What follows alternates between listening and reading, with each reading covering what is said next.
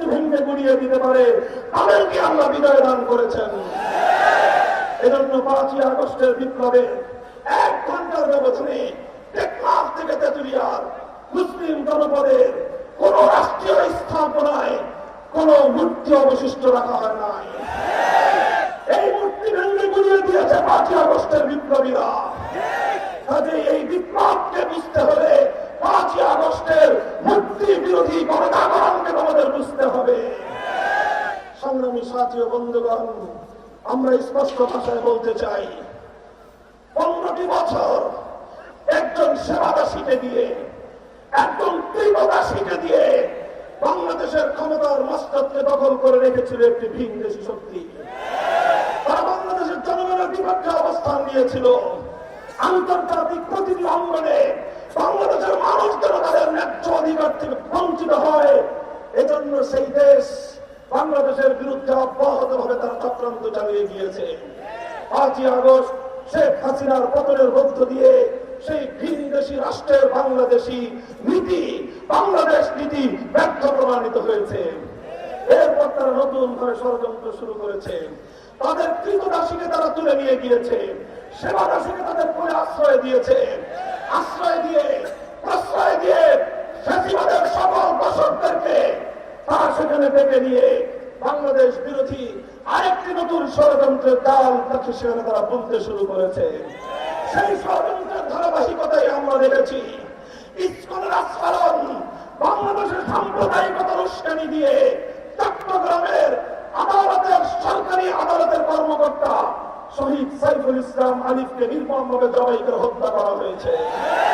এদেশের ধর্মপ্রাণ মুসলমানদেরকে উস্কানি দিয়ে সাম্প্রদায়িক সংঘাত তৈরি করবার চেষ্টা করা হয়েছে। এদেশের ইসলাম প্রিয় জনতা, এদেশের ইসলামী নেতৃবৃন্দ তৌহিদি জনতাকে শান্ত থাকার আহ্বান জানিয়েছেন।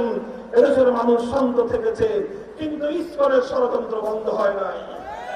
যেভাবে ইসকনকে দিয়ে বাংলাদেশের বিরুদ্ধে তারা ষড়যন্ত্র চালিয়েছিল, একই সূত্রে কথা গতকালকে রাতের অন্ধকারে বাংলাদেশের প্রাণ কেন্দ্র সচিবালয় অগ্নিকাণ্ডের মধ্য দিয়ে ফ্যাসিবাদ এবং তার দোষকদের সমস্ত অপকর্মের ডকুমেন্টস গুলো, প্রমাণগুলো তারা ধ্বংস করবার পায়ে তারা চালিয়েছে। মনে রেখো, বাংলাদেশ বিরোধী ভিনদেশী আধিপত্যবাদী শক্তি আগুন দিয়ে তোমরা ফাইলপত্র পুড়িয়ে ফেলতে পারবে। মানুষের হৃদয়ে তোমাদের প্রতি যে ঘৃণার আগুন জ্বলছে, সে আগুন তোমাদের আগুনে নিভবে না।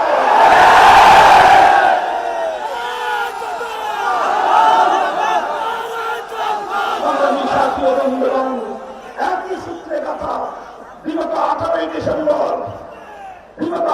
ডিসেম্বর টঙ্গীর ইজতেমার মাঠে রাতের অন্ধকারে ঘুমন্ত তবলিগের সাথীদেরকে তারা হত্যা করেছে। তারা কোনো তবলিগের সাথী নয়, তারা সেই ভিনদেশী কিরণক, বাংলাদেশ বিরোধী, ইসলাম বিরোধী চক্র। বাংলাদেশের মুসলমানদের মধ্যে রক্তক্ষয়ী সংঘাত বাঁধিয়ে দেওয়ার পায়ে তারা চালিয়েছে। এই সংঘাতের ষড়যন্ত্রকে আমাদের যে কোনো মূল্যে রুখে দাঁড়াতে হবে।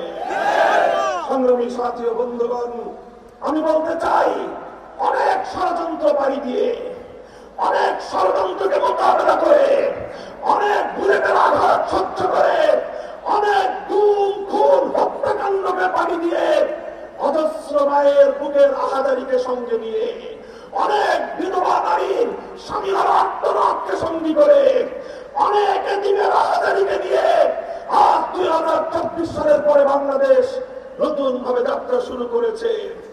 এই যাত্রাকে সফল করার জন্য এই বিগত সকল অন্যায়কারীদেরকে, সকল হত্যাকারীদেরকে যথাযথভাবে বিচারের মাধ্যমে দৃষ্টান্তমূলক শাস্তি নিশ্চিত করতে হবে। তাদেরকে তাদের বিচার নিশ্চিত হওয়ার আগ পর্যন্ত রাজনীতিতে তাদেরকে পুনর্বাসন করবার কোন পায়ে তারা সহ্য করা হবে না। আমরা বিরোধী দলের নেতৃবৃন্দকে বলতে চাই, আপনাদের রাজনৈতিক খেলা জমানোর জন্য, আপনাদের ইমামি দুর্বিরাল খেলা জমানোর জন্য, ফ্যাসিবাদকে রাজপথে নেমে আসবার জন্য যদি আপনারা স্পেস তৈরি করে দিতে চান, আপনাদের স্পেস দেশের মানুষ সংকীর্ণ করে দেবে। হুঁশিয়ারি উচ্চারণ করে দিয়ে বলতে সেই খুনিদেরকে বাংলাদেশের রাজনীতিতে পুনর্বাসন করবার যে কোনো ষড়যন্ত্র রক্তের মাধ্যমে আমরা মোকাবেলা করে দেবেন। আমরা রক্ত দেব, আমরা প্রয়োজনে জীবন দেব, শাহাদাত বরণ করব। শহীদ আবু সাঈদ এবং মুগ্ধের মতো বাংলার ঘরে ঘরে বর্তমান শহীদদের জন্ম হবে। তবুও ফ্যাসিবাদকে বাংলার রাজনীতিতে পুনর্বাসিত হতে দেওয়া চলবে না। সংগ্রামী সাথী ও বন্ধুগণ, আমি অন্তর্বর্তীকালীন সরকারকে আজ এই ঐতিহাসিক গণ-অভ্যুত্থান পরবর্তী সরকারের প্রতি উদাত্ত আহ্বান জানাতে চাই। আপনাদের হাতে সীমিত সময়, এই সময়ের সর্বোচ্চ সদ্ব্যবহার করুন। চারিদিকে আপনাদের শত্রুরা ঘেরা, শত্রুদের চক্রান্ত সম্পর্কে আপনার আরো চৌকান্ন হন এবং রাষ্ট্রীয় যে সকল প্রতিষ্ঠানগুলোকে বিগত সরকার ধ্বংস করে দিয়েছে সেই প্রতিষ্ঠানগুলোকে দ্রুত সংস্কার করুন। সংবিধানে প্রয়োজনীয় সংস্কার আনুন। অনেক সংস্কারের কথা বলা হয়েছে, আমরা একটি চূড়ান্ত সংস্কারের কথা বলি। সেই কথা হবে ৯৭% মুসলমানদের বাংলাদেশে কোরআন সুন্নাহ বিরোধী, ইসলামী শরিয়া বিরোধী কোন আইন কার্যকর হতে পারবে না, কোন বিধিমালা কার্যকর হতে পারবে না, কোন নীতিমালা কার্যকর হতে পারবে না। সংস্কারের মাধ্যমে এই ধারা সংবিধানের মধ্যে আপনারা সংযুক্ত করুন। সংগ্রামী সাথী ও বন্ধুগণ, এভাবে আমরা হাতে হাত রেখে বাংলাদেশের সকল ইসলামী রাজনৈতিক সংগঠনগুলোর প্রতি উদাত্ত আহ্বান জানাই। আমরা আমাদের মধ্যকার পারস্পরিক খুঁটিনাটি সকল বিরোধকে ডুবাইয়ে ধরে পিছনে ফেলে আসুন হাতে হাত থেকে টেকনাফ থেকে তেঁতুলিয়া ইস্পাত প্রতিনিধি ইসলামে ঐক্য করে তুলি। এরপর ইসলামী শক্তিগুলো ঐক্যবদ্ধ হয়ে দেশপ্রেমিক অন্যান্য শক্তিগুলোকে আজকে আমরা ঐক্যবদ্ধ করি। মনে রাখতে হবে, বাংলাদেশ আজ দুই ভাগে বিভক্ত। বাংলাদেশ আজ দুই ভাগে বিভক্ত। এক ভাগ হলো ভিনদেশী দালাল, আরেক ভাগ হলো দেশপ্রেমিক জনতা। আবার বলছি, বাংলাদেশ আজ দুই ভাগে বিভক্ত। এক ভাগ বাংলাদেশ বিরোধী ভিনদেশী দালাল চক্র, আরেক ভাগ হলো বাংলাদেশের দেশপ্রেমিক জনতা। দেশপ্রেমিক এই জনতাকে বিভক্ত করে বাংলাদেশের স্বাধীনতা রক্ষা করা যাবে না। বিএনপি, জামায়াতে ইসলামী, ইসলামী আন্দোলন বাংলাদেশ, খেলাফত মজলিস, জমিয়ত উলামা ইসলাম, নিজামে ইসলাম, গণ অধিকার পরিষদ, গণতন্ত্র মঞ্চ সহ সকল রাজনৈতিক পক্ষগুলোকে বলবো, যেভাবে ফ্যাসিবাদকে ঐক্যবদ্ধভাবে মোকাবেলা করা হয়েছে, এখনো আমাদের মধ্যে বিভক্তির রেখা টানবার সময় আসে নাই। সীমান্তের অপর প্রান্ত থেকে এখনো ফেলানির হত্যাকারীরা ওই রক্তচক্ষু নিয়ে বাংলাদেশের দিকে তাকিয়ে আছে। রক্তমাখার অনুপ জিহ্বা তারা বের করে দিচ্ছে। ওই রক্তমাখার অনুপ জিহ্বা কেটে ফেলতে হবে। রক্তমাখার অনুপ জিহ্বা কেটে ফেলতে হবে। আর কোন ফেলানিকে আমরা কাটা ধরে ঝুলে থাকতে দেখতে চাই না। আমার সীমান্ত রক্ষী আর একজন ভাইয়ের রক্তাক্ত লাশ আমরা দেখতে চাই না।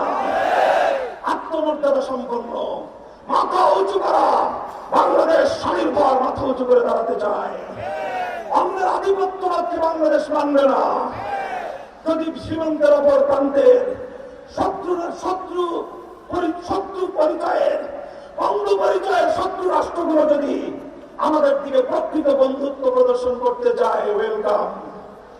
আর যদি আবার ষড়যন্ত্র করতে চায়, ২০ কোটি জনতা ইস্পাত পরিবর্তন করে ষড়যন্ত্রের মোকাবেলা করবে ইনশাআল্লাহ।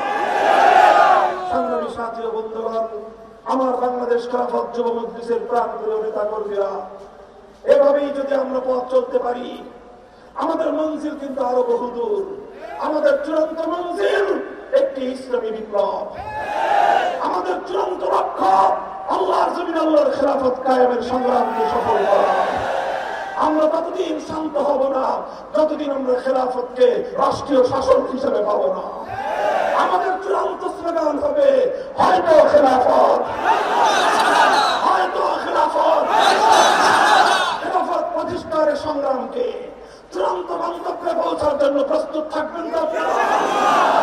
এজন্য বাংলাদেশ খেলাফত যুব মজলিসের প্রত্যেকটি নেতা কর্মীর প্রতি আমাদের স্পষ্ট নির্দেশনা থাকবে, আপনারা সংগঠনকে তৃণমূল পর্যায়ে পর্যন্ত শক্তিশালী করুন, মানুষের প্রতিটি দুঃখ দুর্দশায় মানুষের পাশে দাঁড়ান। বাংলাদেশ খেলাফত ছাত্র মজলিসকে সাথে নিয়ে বাংলাদেশ খেলাফত মজলিসের পক্ষ থেকে ঘোষিত প্রত্যেকটি কর্মসূচিকে মাঠে বাস্তবায়ন করতে হবে। রাতের অন্ধকারে মসজিদে গিয়ে আল্লাহ দরবারে সেজদায় লুটিয়ে রমাদানের মাধ্যমে আল্লাহর কাছ থেকে সাহায্য গ্রহণ করতে হবে। এরপর দিনের বেলায় ঘাম ঝরিয়ে মানুষের পাশে দাঁড়াতে হবে। প্রতিদিন দুর্যোগ দুর্বিপাকে এদেশের মানুষের সাহায্যে আমাদেরকে সবার আগে এগিয়ে যেতে হবে। সমাজ কল্যাণে গুরুত্বপূর্ণ ভূমিকা আমাদেরকে পালন করতে হবে। করবেন তো ইনশাআল্লাহ। এরপরে বিপ্লবের জন্য যখন মাটি প্রস্তুত হয়ে যাবে, খেলাফতের জন্য যখন জাতি সম্পূর্ণ প্রস্তুতি গ্রহণ করবে, এদেশে যখন আল্লাহ দিনের জন্য ঘরে ঘরে আবু সাঈদ পয়দা হবে, চূড়ান্ত বিপ্লবের পক্ষে শহীদ ঈদগাহে যেতে হবে। মাথায় কাপড়ের কাপড় বেঁধে শহীদ ঈদগাহে দেওয়ার জন্য প্রস্তুতি গ্রহণ করতে হবে।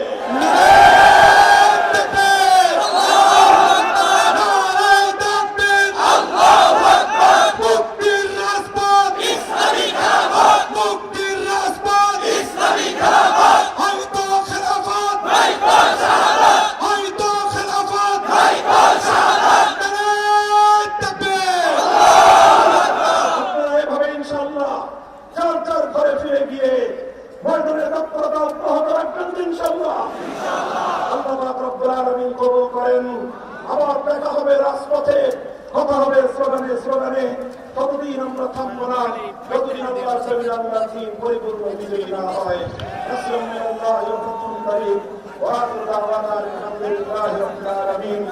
সুবহানাল্লাহি ওয়া বিহামদিহি সুবহানাল্লাহুম্মা বিহামদিকা আশহাদু আন লা ইলাহা ইল্লা আনতা আস্তাগফিরুকা ওয়া আতুবু ইলাইক।